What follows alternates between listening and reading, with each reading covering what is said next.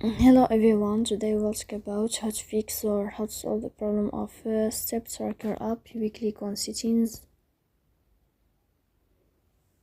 Here in this page you can go to apps, default apps, app settings.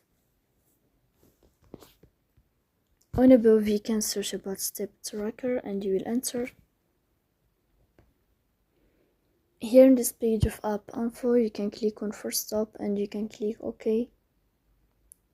Here we'll enter to the window of storage. Then you can click on clear cache.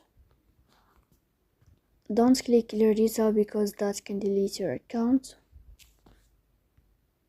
In the end you can turn off your phone and you can turn on your phone again, so please don't forget to support us by like and subscribe. See you next time in another video and thank you for your attention.